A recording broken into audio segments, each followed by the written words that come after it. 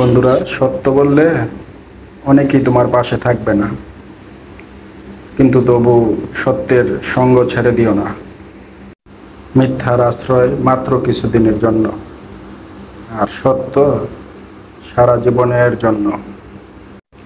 মিথ্যা বলে হাজার বছর বাঁচার চেয়ে সত্য বলে একদিন বাঁচাই উত্তম। মিথ্যা মানুষকে ধ্বংসের পথে নিয়ে যায়, আর সত্য চিরজীবন বাঁচিয়ে রাখে। মিথ্যার শান্তিটা মাত্র ক্ষণিকের জন্য, আর সত্যের শান্তিটা যদিও একটু সময় নেয়, ধৈর্য হলে, ধৈর্য থাকলে এটার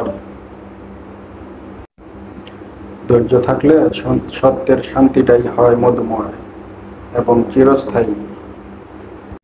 সত্য কোনো না কোনো সময় শান্তি বয়ে আনবে ইনশাআল্লাহ, আর মিথ্যা ধ্বংস অনিবার্য।